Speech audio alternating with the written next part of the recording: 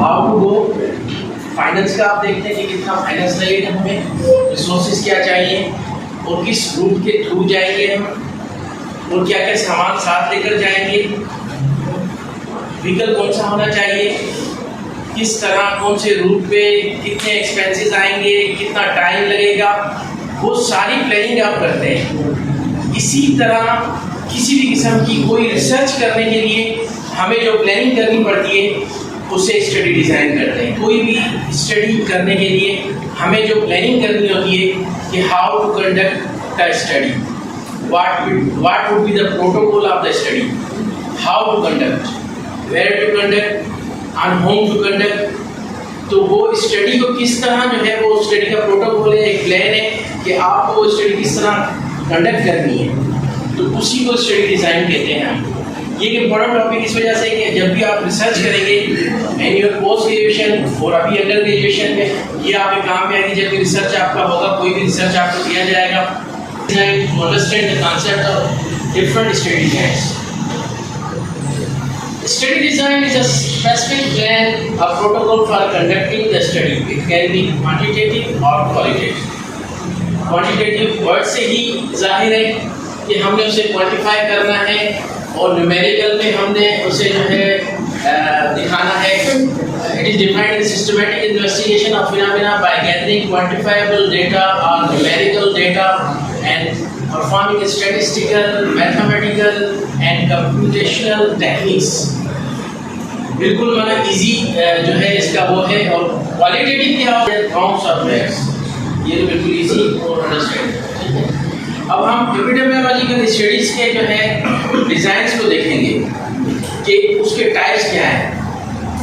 These are divided into two, observational और experimental। Observational क्या है? To just observe the things whatever happening, whatever events are happening। To study what does not involve any intervention। अब इसमें intervention नहीं होगी, just observing the things जो हो रहे हैं। ठीक है, आपका कोई एक्सपोजर हो गया, सिगरेट स्मोकिंग हो रही है, क्या डिस्क्रिप्टिव क्या है, ये ऑब्जर्वेशनल का टाइप है। ठीक है, अब it is a specific method which involve observing and describing the behaviour of subject without influencing in any way. अच्छा, जो मेन चीज़ है इसमें, जो हम अक्सर एमसीक्यूज वगैरह भी देते हैं, it formulates etiological hypothesis। So not idea। ठीक है, साइंटिफिक होना चाहिए, टेंटेटिव होना चाहिए। साइंटिफिक क्यों? जैसे मैंने बताया कि जो है फाली लाभों पे मैं कहा करना चाहिए, कोई साइंटिफिक वो नहीं है। कोई साइंटिफिक चीज़ होनी चाहिए, वो डिस्क्रिप्टिव होल पॉपुलेशन पे जो है वो फोकस कर रहा है। वाइल ऑब्जेक्टिव्स, अच्छा ये जो है फॉर्मुलेट करता है, ये ऑलरेडी मैंने आपको बता दिया था, वो टेस्ट करता है एनालिटिकल। अच्छा, क्रॉस सेक्शनल स्टडी पे आ जाए, ये बहुत ज़्यादा इंपॉर्टेंट है। Studies aim at determining the frequency of a particular attribute such as a specific exposure, disease और any other health related event among individuals in a varied time, the result of which can be projected on the whole population provided sampling has been done correctly। अब ये इसका जो result आएगा वो हम पूरी, तो हमने पूरे को कर लिया कि भाई फोर्थ ईयर वाइज का जो ग्रुप है पूरा, उसका जो है अंडरस्टैंडिंग जो है वो कम्युनिटी मेडिसिन का इतना आया, इतना परसेंट आया है। ठीक है, तो ये जो है हमारा एक पर्टिकुलर टाइम में पर्टिकुलर उसको एक स्टडी का बताया, इसको प्रिवेलेंस स्टडी भी कहा जाता है। Snapshot of health status of population PDP और describing the disease by time, place, person. ये तीन चीज़ें जो हैं हमने उसमें देखनी है, उस डिजीज को बाय टाइम, प्लेस और person. Measurement of disease comparing with non indices.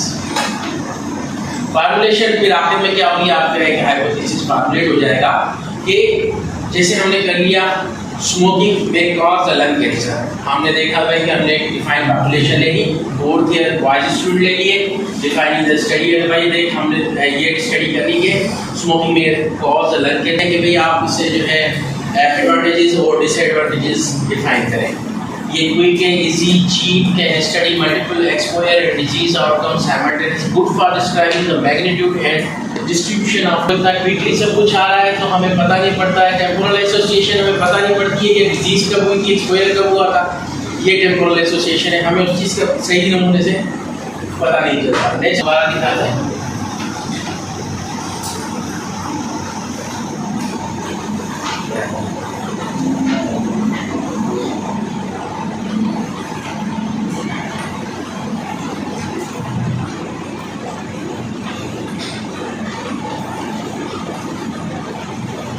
अभी आ जाए आप। अब ये केस कंट्रोल हम बोल सकते हैं what do you mean by observational study, what do you mean by the experimental study. फिर डिस्क्रिप्टिव पे आ सकते हैं, एनालिटिकल पे। अच्छा, डिस्क्रिप्टिव में केस रिपोर्ट, केस सीरीज और इकोलॉजिकल है। क्रॉस सेक्शनल बीसी का पार्ट है जो बहुत इंपॉर्टेंट है। Analysis are those who have the disease and controls are those without disease. ठीक है, case record to know the cause of that disease. What was the exposure? What was the time? Where was the disease occurred? How disease was occurred? तो to investigate event या disease, ठीक है?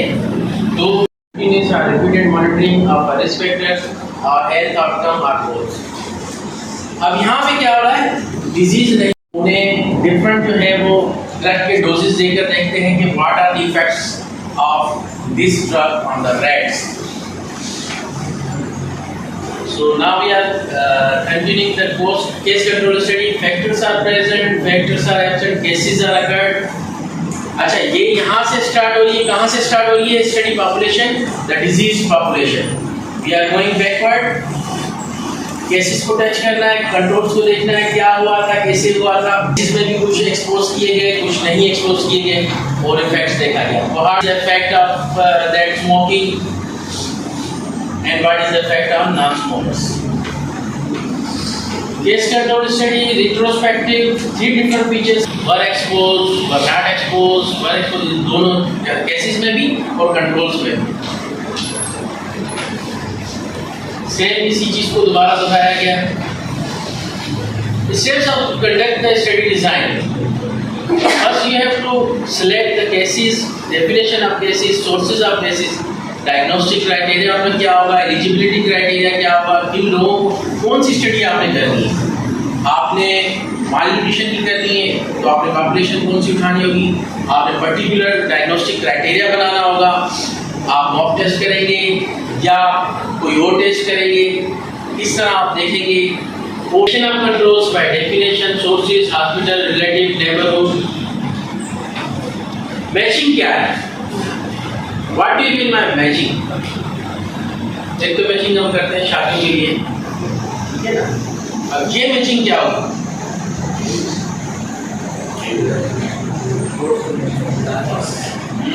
पता है?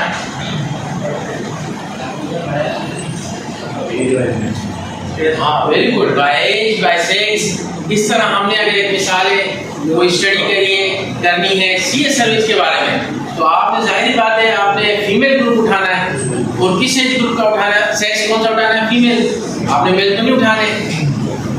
और age group क्या होना चाहिए? पर्टिकुलर एज ग्रुप हम लेंगे तो स्टडी जो है ना सही होगी। ऐसा नहीं होगा कि हमने कुछ यंग एज ग्रुप लेनी है, कुछ ओल्ड एज ग्रुप लेनी है, तो उसमें बायस आने के चांसेस बहुत होते हैं।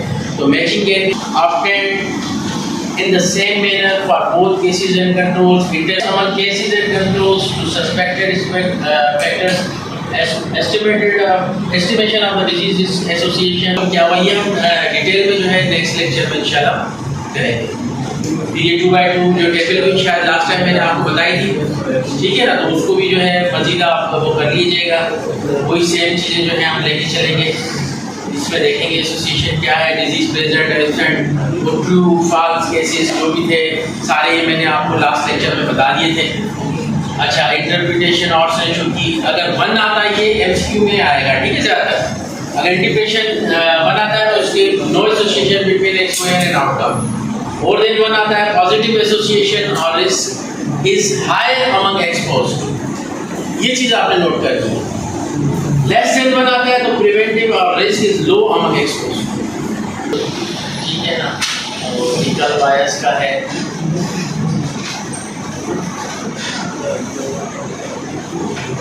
Thank you all to sir.